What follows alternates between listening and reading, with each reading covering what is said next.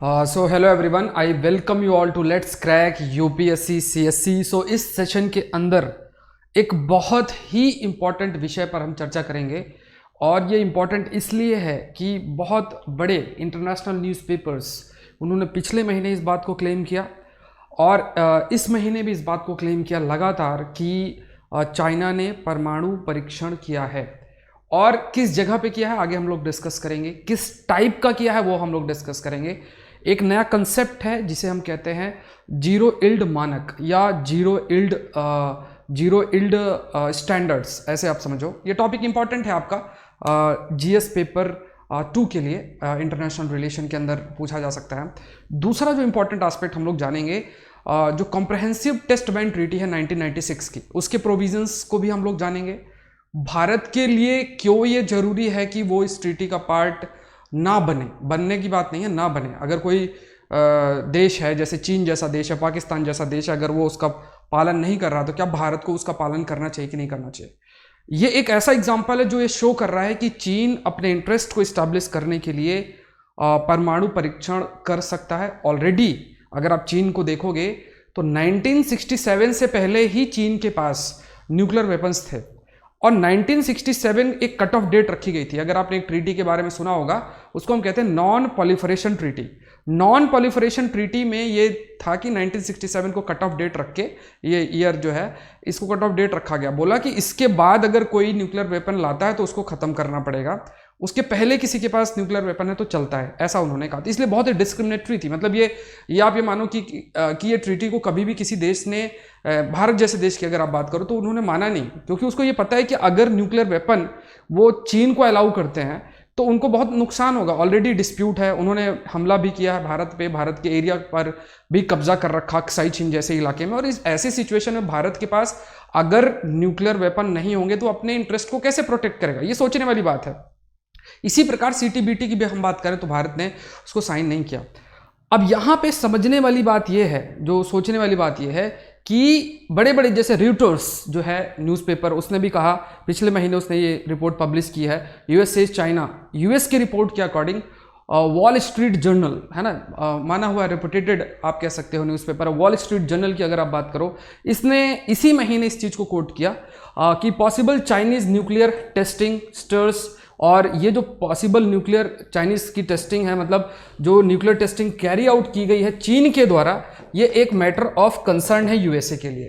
तो यूएसए ने इस बात को कहा, रॉयटर्स ने भी पिछले महीने इस बात को कहा था और 2019 से लगातार ये बात हो रही थी, क्योंकि जो गतिविधियां देखने को मिल रही थी वो साइट्स जो आप जानते होंगे या आपने सुना भी होगा, जैसे मैं आपको दिखाता हूँ मैप में, तो ये है लॉपनूर नाम की एक न्यूक्लियर साइट है, ठीक है। तो ये जो लॉपनूर नाम की न्यूक्लियर साइट है, अगर आप इसको देखोगे तो ये लॉपनूर साइट में भी अगर आप लॉपनूर साइट्स को देखते हो तो ये लॉपनूर साइट ये दर्शाती है, ये दिखा रही है कि जो एक प्रकार से ये एक न्यूक्लियर टेस्टिंग साइट है और यहाँ बहुत सारी गतिविधियां 2019 से लगातार देखी जा रही थी। और आखिरकार ये जानने को मिला, यूएस के वॉल स्ट्रीट जर्नल में पब्लिश हुआ कि चीन ने वहाँ पे न्यूक्लियर परीक्षण या जो परमाणु परीक्षण किया है। तो यहाँ पे हम जानने का कोशिश करेंगे कि वो किस प्रकार का परीक्षण है, जीरो इल्ड स्टैंडर्ड क्या होता है, ये थोड़ा सा हम लोग जानेंगे, और कॉम्प्रहेंसिव टेस्ट बैंड ट्रीटी के बारे में भी जानेंगे। और जो ये आर्म रेस है, जो आप कह सकते हो अगर एक देश न्यूक्लियर टेस्ट करेगा फिर दूसरा भी करेगा फिर तीसरा भी करेगा, इस प्रकार से जो एक रेस सी शुरू हो जाएगी, तो उसका भी काफ़ी अधिक नुकसान जो है पूरे विश्व को मतलब फेस करना पड़ सकता है। तो यही सारी बातें हम लोग जानेंगे। सो ये session, this session is presented by me, my name is Saurabh Pandey, I have 6 year teaching experience, founder GS reporter magazine, Geography Environment Science reporter, qualified exams like National Eligibility Test, Junior Research Fellowship, did MA in Public Administration, BTech in Biotechnology, gave UPSC interview plus 3 years mains RS mains. Unacademy में आप मुझसे जुड़ सकते हैं current affairs के लिए और India के टॉप 80+ एजुकेटर से आप पढ़ सकते हैं। करना क्या है, अनअकैडमी लर्निंग ऐप डाउनलोड करो या फिर आप unacademy.com में जाओ, आपसे कोड पूछेगा, तो सबसे पहले आप इस कोड को डाल दो SP10। जैसे ही इस कोड को डालोगे जो अमाउंट होगा वो 10% से रिड्यूस हो जाएगा। और यहाँ पे आपको ये ध्यान रखना है कि 1 साल या 2 साल का जब आप सब्सक्रिप्शन लेते हो तो जो अमाउंट आपको दिख रहा है कोड डालते ही वो 10% से रिड्यूस हो जाएगा। अगर आपने कोड नहीं डाला तो जितना अमाउंट है वही पे करना पड़ेगा। तो ये ध्यान रखना है। और इसमें आपको 80+ एजुकेटर से लाइव पढ़ने का मौका मिलेगा। हिंदी माध्यम से भी बहुत से कोर्सेस हैं, इंग्लिश माध्यम के भी आप देख सकते हो, बाइलिंगुअल सारे आप पूरा प्लेटफॉर्म एक्सेस कर सकते हो। बैच कोर्सेज भी बहुत सारे हैं, तो आपका पूरा syllabus, GS, optional test series सब कुछ इसके अंदर इंक्लूडेड है। अगर आपको कोई समस्या है तो अनअकैडमी से रिलेटेड, मतलब अगर आपको एडमिशन से रिलेटेड कुछ भी पूछना है तो इस नंबर पर आप कॉल कर सकते हैं। और आप मुझसे भी जुड़ सकते हैं, ये टेलीग्राम ग्रुप में आप मैसेज कर सकते हैं, अपने जो भी आप प्रश्न लिखते हैं, उत्तर लिखते हैं तो उसको आप सेंड कर सकते हैं। बहुत सारे स्टूडेंट्स अपने आंसर्स को सेंड करते हैं, बहुत तरीके के क्वेश्चंस जो हैं वो लिख के फिर वो सेंड करते हैं, तो आप भी अपने उत्तर को सेंड कर सकते हैं। तो चलिए शुरू करते हैं। तो यहाँ पे ये कहा जा रहा है, जैसे हमने अभी शुरुआत में देखा कि ये जो न्यूक्लियर टेस्ट किया गया वो जिस जगह का नाम हो लोपनूर है। लोपनूर, अगर आपसे पूछे, यहाँ प्रश्न बनता है कि लोपनूर लोकेटेड कहाँ है, तो आपको बताना है कि लोपनूर बेसिकली लोकेटेड है चीन के अंदर। पहला प्रश्न का आंसर ये होना चाहिए कि लोपनूर लोकेटेड है चीन के अंदर। अब दूसरी बात ये आ जाती है कि चीन ऑलरेडी न्यूक्लियर पावर है उसके पास, मतलब वो न्यूक्लियर वेपन, परमाणु हथियार है उसके पास। और वो जो ट्रीटी है, जो ट्रीटी आई थी, नॉन प्रोलिफरेशन ट्रीटी था, जिसके तहत ये कहा गया कि 1967 के बाद जिनके पास भी परमाणु हथियार है उन्हें नष्ट करना पड़ेगा। जिन्होंने इस ट्रीटी को, कईयों ने साइन किया, उन्हें परमाणु हथियार नष्ट करने पड़े। चीन के पास क्योंकि 1967 से पहले थे और यूनाइटेड नेशन सिक्योरिटी काउंसिल का परमानेंट मेंबर था, तो उसको हथियार नष्ट नहीं करने पड़े। इसके बावजूद भी चीन को परमाणु परीक्षण करना पड़ रहा है। इसका क्या एक सिंपल सा रीजन क्या बन सकता है? एक प्रकार की जो एक आर्थिक वॉर चल रही थी, चीन और यूएसए के बीच की एक आर्थिक वॉर थी। चीन और यूएसए के बीच की जो आर्थिक वॉर थी, या ट्रेड वॉर जिसे हम कहते हैं, इस आर्थिक वॉर में या आर्थिक लड़ाई में क्या हो रहा था? चीन यूएसए की जो आप कह सकते हो कि आर्थिक स्थिति को नुकसान कर रहा था, इकोनॉमी को नुकसान कर रहा था, और यूएसए चीन की कर रहा था। एक दूसरे के डैमेज कर रहे थे इकोनॉमी को। दोनों ही देश एक दूसरे की इकोनॉमी को डैमेज कर रहे थे। ये और ज़्यादा इंटेंसिफाई हुई और कोरोना के समय ये और तेज़ी से बढ़ा। ऑल्दो अभी इतना देखने को नहीं मिल रहा है, लेकिन कई रिपोर्ट्स हैं कि ये कई प्रकार की रिपोर्ट्स हैं कि इस सिचुएशन में भी दोनों के बीच का जो टेंशन है वो काफ़ी अधिक है। अब यहाँ पे ये भी देखने को मिल रहा है कि जो यूएसए है, यूएसए जब दूसरा विश्व युद्ध खत्म हुआ तो दो पावर आपकी सामने आई, एक यूएसए आया और एक यूएसएसआर आया। दो पावर आपके सामने आई। उसके बाद जब यूएसएसआर खत्म हुआ, उसके बाद सिर्फ जो एक बड़ा पावर बचा था वो यूएसए था। तो यूएसए ने हमेशा से राज्य करने का कोशिश किया, वो राज्य करने का कोशिश किया उसने पूरे विश्व को, ये कोशिश किया और वो कामयाब भी हुआ। और अपने जो भी इंटरेस्ट है उस इंटरेस्ट को उसने स्थापित करने का कोशिश किया हर एक जगह पे। अब जो सिचुएशन है वो बदल गई है, अब मल्टीपोलर वर्ल्ड हो गया। मल्टीपोलर वर्ल्ड का मतलब ये हो गया कि सिर्फ एक यूएसए ही पावर नहीं है, अलग अलग देश भी पावर बन के उभर रहे हैं। उसमें चीन भी आ गया, उसमें रशिया भी आ गया, उसमें भारत जैसा देश भी आ गया और आपका यूएसए भी आ गया। लेकिन अभी जो सिचुएशन है वो ये है कि चीन को ये पता है कि यूएसए के पास जो कन्वेंशनल आर्म्स हैं वो, या जो टेक्नोलॉजी है वो बहुत आप कह सकते हो सोफिस्टिकेटेड है, बहुत ही आधुनिक है वो। और यूएसए को इस चीज का पता है कि अगर हमने चीन को नहीं रोका तो फिर चीन आर्थिक लेवल पे भी बढ़ता चला जाएगा और उसकी जो मिलिट्री लेवल पे भी वो बढ़ता जाएगा, आर्म्स एमिनेशन बनते। तो एक प्रकार का इन देशों के बीच में एक कंपटीशन सा चल रहा है। रशिया जो है वो भी साइड से चीन के साथ ही है, क्योंकि उसको पता है कि अगर यूएसए को काउंटर इस समय करना है तो चीन के साथ होना जरूरी है। तो ये दोनों के बीच एक प्रकार का गठबंधन, और यूएसए के खिलाफ एक प्रकार का उन्होंने गठबंधन बनाया। और यूएसए ये चाहता है कि वो चीन को किसी तरीके से काउंटर करे, जिसके लिए वो भारत का इस्तेमाल करता है। अब ये दिखाने के लिए, चीन ये दिखाने के लिए कि हम पावरफुल हैं, डरा के रखना है, तो वो क्या करता है? अलग अलग प्रयास करता है, आर्थिक लेवल पे अलग करता है। अभी उसने न्यूक्लियर टेस्ट कर दिया। अब ये जो न्यूक्लियर टेस्ट है ये दिखाता है कि कई सारे जो समझौते हुए हैं उसका वो पालन नहीं कर रहा है। जो समझौते का पालन उसे करना चाहिए उसको उसने नकारा, और उसने भूमिगत परमाणु परीक्षण किया जो कि सही नहीं है। भूमिगत का मतलब होता है जो ग्राउंड के नीचे, जमीन के नीचे उसने परमाणु परीक्षण कर लिया। और ये बात आपकी वॉल स्ट्रीट जर्नल द्वारा रिपोर्ट की गई है। यूएसए के जो वॉल स्ट्रीट जर्नल है उसने इस बात को सामने रखा कि चीन जो है इस प्रकार का कदम उठा रहा है। परीक्षण विस्फोटों के लिए जीरो इल्ड मानक है। देखो जीरो इल्ड मानक क्या है, इसकी ऐसे डेफिनेशन पढ़ोगे तो शायद कम समझ में आए, लेकिन बताता हूं मैं। ये कहा गया कि जो चीन है वो चीन जो लोपनूर में उसने परीक्षण किया है, तो उस परीक्षण के दौरान है ना, जो उसने परीक्षण किया है उस परीक्षण के दौरान उसने जीरो इल्ड मानक का उल्लंघन किया है। अच्छा, जीरो इल्ड का मतलब क्या? जब हम शब्द इल्ड इस्तेमाल करते हैं इसका मतलब है न्यूक्लियर एक्सप्लोजन। ठीक है, जब हम शब्द इल्ड इस्तेमाल करते हैं इसका मतलब होता है न्यूक्लियर एक्सप्लोजन। मतलब कि जीरो इल्ड का मतलब कोई भी न्यूक्लियर एक्सप्लोजन ना हो, है ना, जो एक्सप्लोड करते, जैसे अगर आपने देखा होगा जब भी न्यूक्लियर परमाणु कोई हथियार होगा उसको अगर आप नीचे गिराओगे तो बहुत ही तेजी से उस पर विस्फोट होगा, ऐसा विस्फोट ना होना। इल्ड का मतलब होगा विस्फोट होना, न्यूक्लियर विस्फोट होना, परमाणु विस्फोट होना। और जीरो इल्ड का मतलब ऐसा विस्फोट ना होना।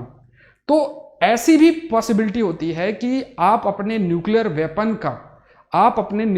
का परीक्षण कर सकते हो बिना विस्फोट किए हुए। ठीक है, बिना विस्फोट किए आप अपने न्यूक्लियर वेपन का या परमाणु हथियार का परीक्षण कर सकते हो। तो इसी को रोकने के लिए एक मानक बनाया गया है जिसे कहते हैं जीरो इल्ड स्टैंडर्ड्स या जीरो इल्ड मानक, जो कि कॉम्प्रहेंसिव टेस्ट बैंड ट्रीटी 1996 के अंदर जो आया उसके अंदर ये रखा गया। अब जो लोप नूर में ये किया गया है इसमें उन्होंने जो एक प्रकार से विस्फोट नहीं किया है, क्योंकि विस्फोट करते तो पूरे विश्व को पता चलता, तो इन्होंने और दूसरे तरीके से जो है न्यूक्लियर टेस्ट को, जो अपने हथियार है, जो न्यूक्लियर हथियार है, परमाणु हथियार, उसकी टेस्टिंग की, विस्फोट नहीं किया और अपने न्यूक्लियर हथियार की टेस्टिंग की। लेकिन फिर भी ये जो जीरो इल्ड मानक है, जीरो इल्ड स्टैंडर्ड है, जिसके तहत आप ऐसा भी नहीं कर सकते हो, उसको चीन ने नहीं माना, उसको नकार दिया। तो ये बात आपको ध्यान में रखना है। दूसरी चीज ये है कि चीन के ऊपर उंगलियां उठना शुरू हो गई थी, उसकी जो पारदर्शिता है उसके ऊपर प्रश्न उठना शुरू हो गए थे।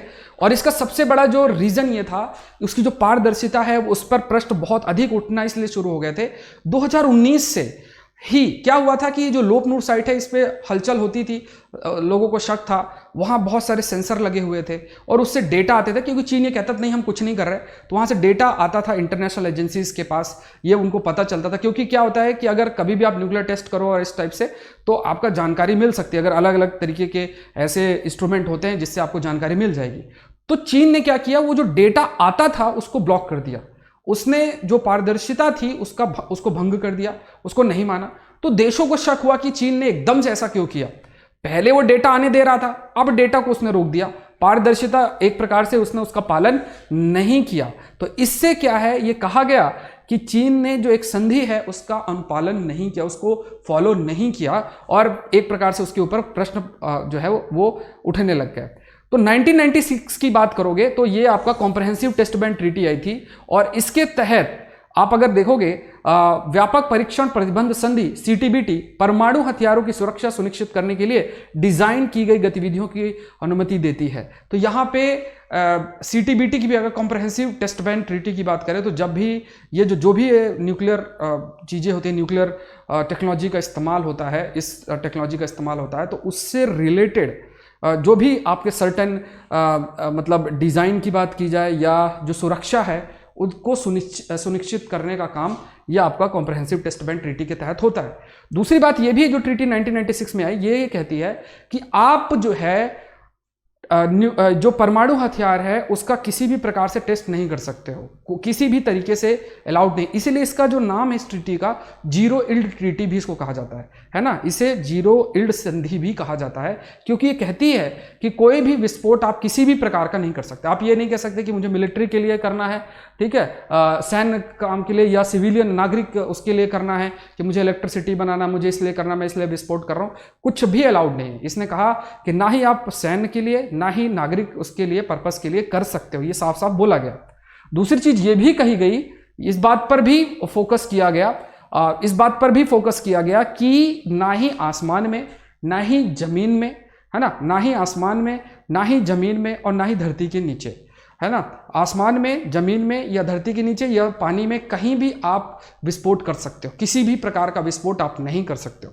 तो इसके लिए सर्टेन मानक बने हुए हैं, और इन मानक को देश भले उन्होंने साइन कईयों ने नहीं किया, लेकिन इसको इन जनरल माना जाता है, ठीक है। तो ये आपकी जो संधि है ये मेनली डिसआर्मामेंट से रिलेटेड है, निरस्त्रीकरण से रिलेटेड है, ठीक है। जिनेवा की, और इस जिनेवा में सम्मेलन हुआ था और संयुक्त राष्ट्र महासभा द्वारा इसे अपनाया गया था। 24 सितंबर 1996 में इसको अपनाया गया था और फिर इसके लिए इसको साइन के लिए जो है उसको खोला गया था। 183 जो देश हैं उन्होंने इसमें साइन किया और 163 आपके उन्होंने इसको रेटिफाई किया, ठीक है। तो आप ये समझो कि कई सारे ऐसे देश थे, यहाँ पे आपको ध्यान रखना है, और कई सारे ऐसे देश थे जिन्होंने साइन किया तो रेटिफाई नहीं किया। रेटिफाई मतलब कई ने साइन और रेटिफाई दोनों किया। इसका मतलब क्या होता है? साइन कर दिया आपने, अब आपका जो पार्लियामेंट है उसको कहेगा कि अब हम इसके लिए लॉ बनाते हैं, तो ये क्या है, इसको रेटिफिकेशन बोलते हैं। मतलब अगर उसने साइन तो कर दिया बट उसको पालन करने के लिए आपके देश का एक नीति आनी चाहिए, एक लॉ बनना चाहिए, तो वो रेटिफिकेशन तो कई देशों ने नहीं किया है। उसमें बहुत सारे देश हैं, जैसे चीन है, इजिप्ट है, भारत है, ईरान है, इवन भारत ने भी नहीं कहा, इजराइल है, उत्तर कोरिया है, पाकिस्तान है, संयुक्त राष्ट्र अमेरिका जैसे देश हैं, ठीक है। परमाणु प्रौद्योगिकी क्षमता वाले 8 देशों द्वारा इसकी पुष्टि होने के बाद ही ये लागू हो सकता है। तो क्योंकि इन्होंने पुष्टि नहीं की है, इस वजह से अभी तक CTBT आपका लागू पूर्ण रूप से नहीं है, लेकिन सर्टेन जो इसके वो हैं उसको फॉलो किया जाता है, सर्टेन जो नॉर्म्स हैं उसको फॉलो किया जाता है। अब यहाँ पे ये भी ध्यान रखना, भारत क्यों नहीं साइन कर सकता? सिंपल सी बात है, क्योंकि चीन के पास ऑलरेडी न्यूक्लियर वेपन है। हम अगर न्यूक्लियर इसको साइन कर लेंगे, हम न्यूक्लियर टेस्ट कर नहीं सकते हैं, और फिर चीन अपना ऐसे टेस्ट करते हुए बढ़ता जाएगा, फिर हमारे इंटरेस्ट का क्या होगा? हम भी इससे बहुत अफेक्ट होंगे। तो हमें बचाव के लिए जरूरी है कि हम फिर इस ट्रीटी को साइन ना करें। अगर ये चीन भी कर ले, USA भी कर ले, पाकिस्तान, सब लोग कर लें, NPT भी साइन कर लें, नॉन प्रोलिफरेशन ट्रीटी भी साइन, तो भारत को क्या दिक्कत होगी? भारत को कोई दिक्कत नहीं है। लेकिन जब नहीं कर रहे हैं तो भारत क्यों करेगा? सिंपल सी बात है।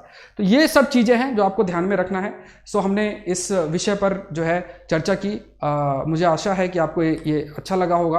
आपसे रिक्वेस्ट है कि आप जो है जो भी आपको मतलब कोई भी इशू हो तो आप कमेंट सेक्शन में ज़रूर से बताएं। किसी टॉपिक पर आप चाहते हैं कि इस पर बनाना चाहिए तो आप ज़रूर से बताएं उस टॉपिक को जो इस समय न्यूज़ में हो, क्योंकि बहुत से ऐसे टॉपिक्स होते हैं जो हमारी नज़र में नहीं आते लेकिन इंपॉर्टेंट होते हैं, तो उसको आप ज़रूर से मेंशन करें, ठीक है। और कोई भी आपकी तरफ से सजेशन हो तो वो भी आप ज़रूर से बताएं, जिससे मदद मिलेगी इंप्रूवमेंट के लिए, ठीक है। सो आई रिक्वेस्ट यू ऑल कि आप लाइक ज़रूर करें, शेयर ज़रूर करें, और लेट्स क्रैक UPSC CSC को ज़रूर से सब्सक्राइब करें। Thank you everyone and let's crack it, ठीक है। Let's crack UPSC CSC Hindi को ज़रूर से सब्सक्राइब करें। Thank you everyone, thank you.